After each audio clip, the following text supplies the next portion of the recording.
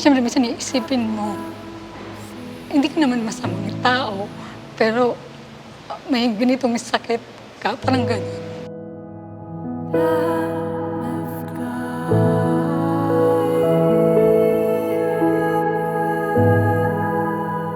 Problema ko ang aking ego. Problema ko ang aking pride. That's why, parang magsimula noon, sige na, parang naging public na ang aking healing.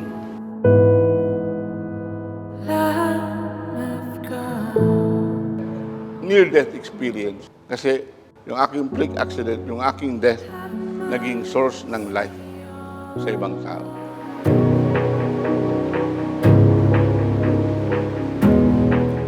Madami sa ating mga kababayan ang sinusubok ng matinding karamdaman. Ang ilan sa kanila kumakapit ng mahigpit sa pananampalataya sa Panginoon. Ang iba naman umaasa na gagaling dahil sa himala. Katulad na lang ng isang ginang na nagkaroon ng sakit na cancer at ang isang pari na nagpapagaling ng mga may karamdaman na minsan na ring sinubok kung gaano kalakas ang kanyang pananampalataya. Tuwing alas 7:30 ng umaga ay dinadagsa na ng mga nais magpagamot ang healing mass ni Father Efren Borromeo o mas kilala sa tawag na Father Momoy, na kung saan ay pagkatapos ng kanyang misa ay sinusundan niya ng healing session o ang pagpapagaling sa mga taong may iba't ibang karamdaman. Dito namin nakilala si Edina Makatengrao, isang pasyente na nakararanas ng stage 3 breast cancer. Kasi nagkaroon na ng infection yung breast ko. Nasa stage 3, gano'n. Ayon sa kanya, taong 2023 nang madiagnose siya na may sakit na stage 3 breast cancer.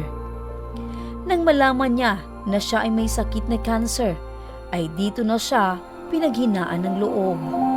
Siyempre minsan iisipin mo, hindi ka naman masamang tao, pero may ganitong sakit ka, parang gano'n.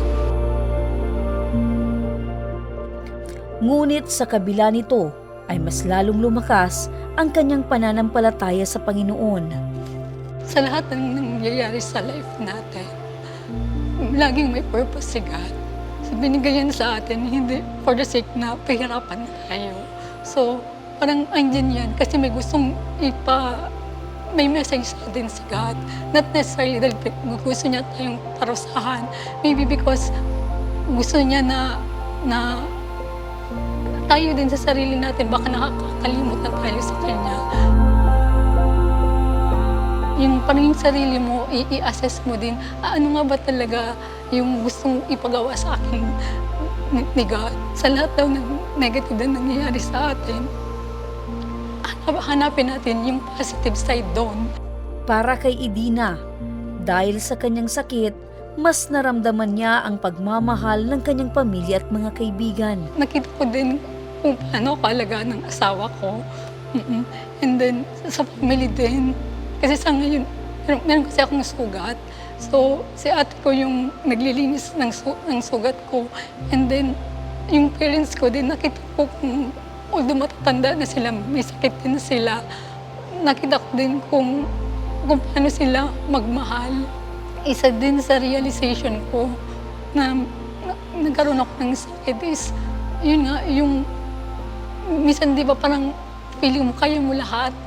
So parang this time, parang inaano mo na, kailangan mo ng tulong ng iba. Hindi lang yung, hindi mo kaya ng lahat. Baga dapat ma-recognize mo yun. Kanya ring napagtanto na marami pang mas mahalagang bagay sa buhay kaysa sa pisikal na itsura. Prior ako nagpa-chemo, ang haba ng hair ko laging rebonded yan. So, nung mag-start ako ng chemo, talagang naglalagas na siya. So, and then yung last talaga is talagang nagpakalbo na ako. yung mga material na bagay, wala yan. Kapag meron ka ng sakit, and then, yun nga, hindi mahalaga yung material na bagay, mas mahalaga pa rin yung faith, yung love. Dahil din sa kanyang karamdaman, kaya nakilala niya si Father Momoy. So, yung pinakauna kong encounter with him is, tinanong niya ko, anong sakit mo? Sabi ko, cancer lang. Tapos, even si Father, tumawa siya. Sabi niya, sa lahat ng ginamot niya daw, ako lang yung naglang dun sa cancer. Dahil sa sinabi sa kanya ni Father Momoy, ay dito na siya natauhan at napaisip. Nasadya ngang walang binatbat ang kanyang sakit kumpara sa kanyang matinding pananampalataya sa Panginoon. Simula noon ay dito na nabago ang kanyang buhay. Nung hinahawakan niya na ako, parang sort of, parang may energy. Yun nga. And then, nung nagpapatingin na din ako kay Father Momoy, parang feeling ko mas lalo akong lumakas. Yung faith mo din talaga, yun din yung isa sa makakatulong talaga para gumaling.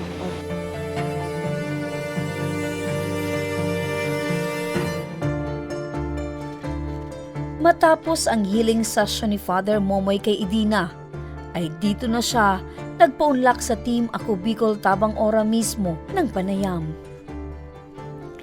Kwento niya sa amin, maaga pa lang daw ay namulat na siya sa labis na kahirapan ng buhay. Si Mama at si Papa, doon kami sa TV dati, hindi sila nakatapos ng anumang pag-aaral. Dati rin daw kubrador sa Weteng ang kanyang ama. Kung minsan tinatanong ako, ano ba ang trabaho ng papa mo? Anak ako ng waiting.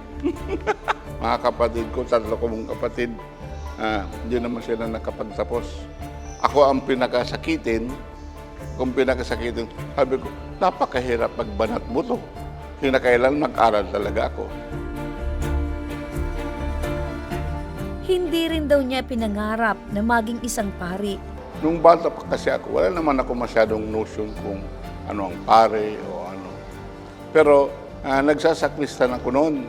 Ngunit dahil sa isang di inaasahang pangyayari sa kanilang bayan, ay nabago ang kanyang tadhana. Isang araw, yung pare na kaibigan ko, pinatay sa ligaw, sinaksak.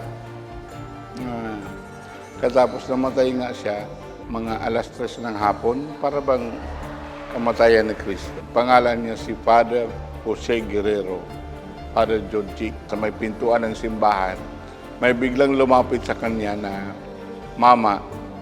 Katapos sabi sa kanya, pwede makisindi. Katapos bigla siyang sinaksak dito. Yung tumakbo na, yung pala medyo kulang-kulang.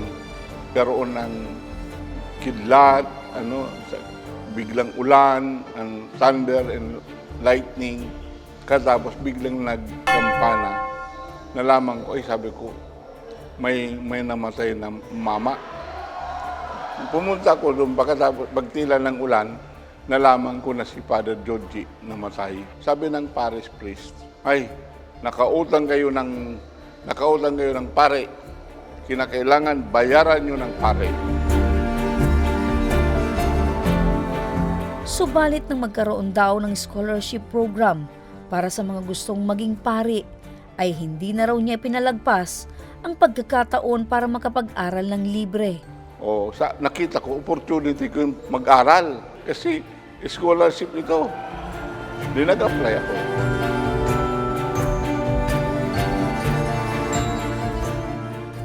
Subalit habang siya ay nag-aaral para maging pari, ay maagang sinubok ang kanyang pananampalataya. Masyado kaming disheartened sa mga pangyayari sa mundo, sa society. Gusto namin palitan, tapos pati simbahan, mag-change ang simbahan. Kaya parang naglabas muna kaming 1 taon. Kasi pumupunta ko sa mga bundok, sa mga farmers. Gusto ko, inihikayat ko silang mag-aklas o whatever. Ngunit sa kalagitnaan nito, ay muling ipinaalala sa kanya ang kanyang tunay na misyon sa buhay. palaging sinasabi sa akin ng mga matatanda, ibigay mo sa amin ang salita ng Diyos, hindi salita ng tao. Nakapag-isip-isip ako. Masyado nang siniseryoso namin noon ang mundo. Pero nakapag-isip-isip din kami bumalik sa seminaryo.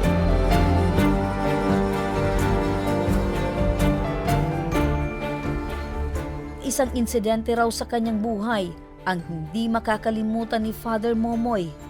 At ito ay minsang malagay siya sa bingit ng kamatayan. Sa pagdating namin sa Sariaya, Quezon, biglang binato yung sasakyan namin. Ang bato tumama sa windshield tumama dito. Dito, malalim nga ito eh. Kaya ang nangyari, para bang first wave na para bang I felt para bang ngipin. I-multiply mo 1,000 times, yun ang sakit. Tapos next wave, I felt numb all over. And the next wave, wow! I felt na as if I was being parang kinakalong ako ng napakasarap na kalong. There is so much love and compassion sa kalong na yun. Katapos nabigla ko, sapagkat nandun ako sa labas ng sasakyan, katapos sa loob ng sasakyan, nandun pa rin ako, naduguan. Sabi ko, sino ba talaga ako? Yung duguan? O ito. Kaya napipil ko, parang may kumakalong sa akin. Sabi ko, bahala na po kayo. Ang sinabi kong bahala na ako, bigla ba naman akong binalik? Magsimula noon, marami ng mga pangyayari na unexplainables.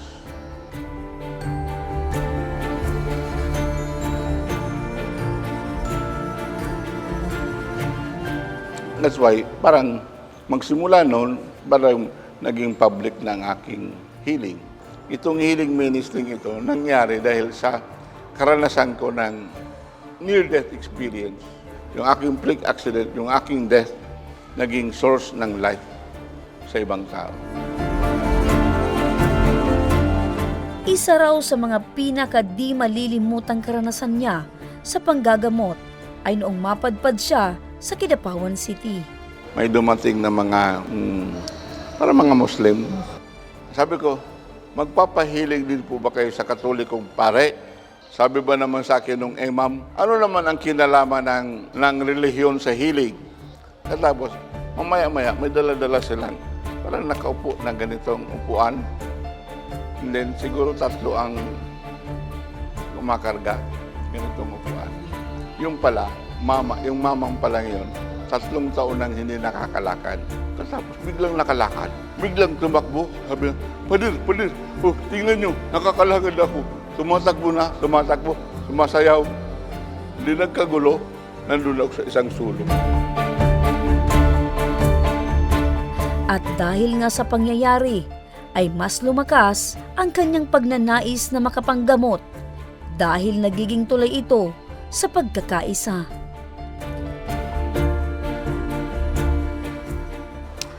Ang healing is holding, and ang disease is disharmony.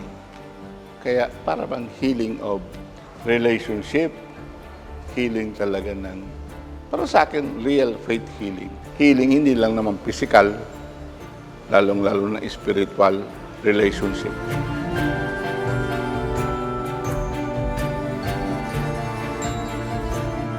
Bukas ang Mary's Healing Sanctuary sa Barangay Lidong, Santo Domingo, Albay.